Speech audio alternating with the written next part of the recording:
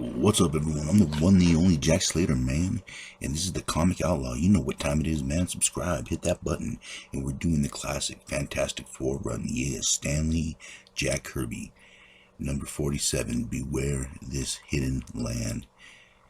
Yes, the Fantastic Four have met the Inhumans. They're kind of a rogue group, and they're being sought after by the Seeker, another Inhuman that will bring them back to the place they call a refuge. And they've been tangling with a few of the Inhumans, one of them in particular named Triton. At this point, he's an amphibian creature, so he kind of ran out of oxygen, aka water.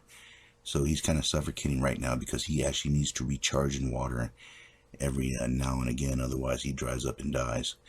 And the invisible girl uses her powers to make a shield around him. And this is where Reed kind of figures out, that he is a fish man and that he needs water. I didn't think he needed a PhD or several PhDs to figure that one out, but heck, they fill it up with water. She's containing him in the force field, and he starts breathing again. Of course, the Seeker takes him into custody, saying that he's going to bring him back to the refuge, and since the Fantastic Four have no jurisdiction, and there's a big dragon man on the loose in the city that the Torch and Ben are trying to stop, they kind of let it pass. Meanwhile, Ben kind of crashes into his girlfriend's house, Allison, and she's been pining over him the way he's been pining over her, whether or not they could be together, if they could stay together. But this is one of those bad situations because he's fighting off Dragon Man and trying to make sure she doesn't get hurt at the same time. And this really ticks Ben off, and he starts beating the living crap out of the Dragon Man while the Torch starts helping out using his flame. And it seems like he has a weakness towards the flame, towards heat. And this is something Johnny starts to notice right away, and he starts using this to his advantage. He actually uses the same move twice and shorts out the dragon and manages to knock him out. Now, Trident, this character, is being put into a water container, and being sent back to the refuge, the home of the Inhumans, I suppose. And the Fantastic Four is wondering what exactly they're going to do in their part in this.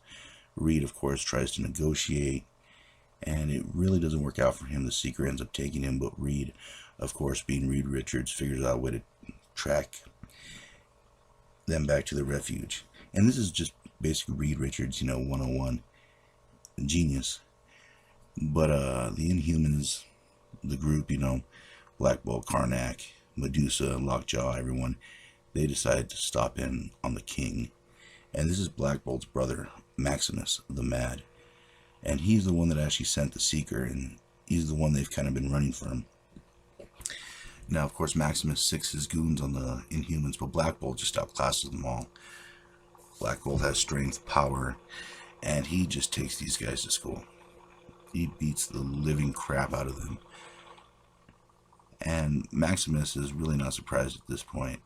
The other Inhumans do join in, Medusa, Karnak, And I think Karnak personally has one of the most interesting yet useless powers I've ever seen. He can detect weaknesses, yet he never really uses it to his full potential that I've ever seen.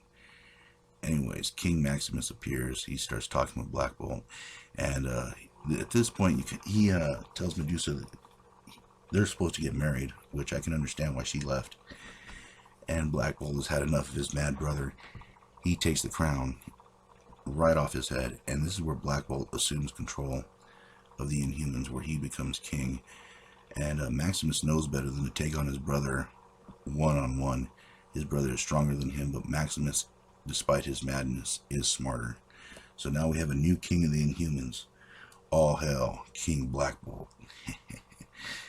Meanwhile, Fantastic Four is heading home, and Ben's having issues, pining over Allison, the fact that he's a monster. And Sue's having her own issues too. This is supposed to be their honeymoon, and Reed's kind of just treating it like a scientific experiment. Or moreover, like their wedding never really happened. But it's just one thing after another. But they see someone kind of jump out of the plane, fall out of the sky, and land in the Pacific area.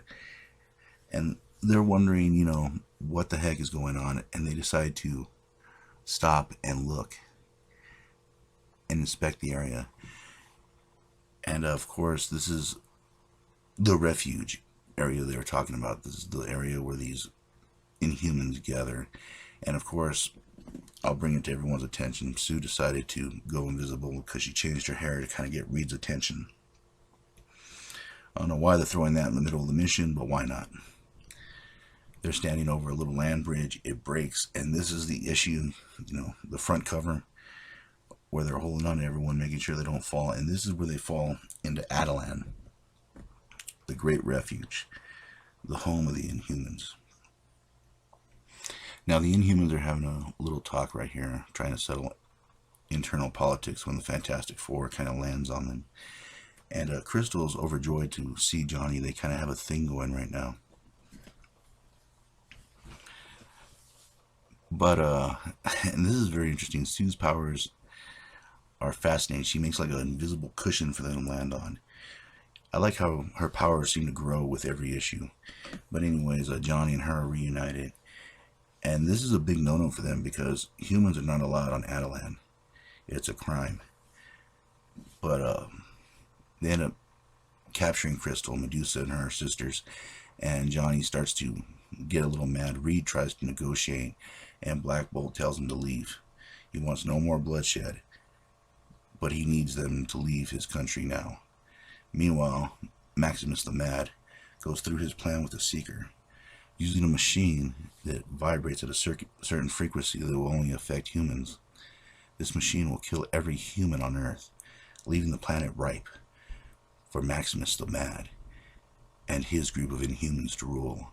Will he pull it off? We'll find out the next time, won't we? And I'll catch you on the flip side. Yeah.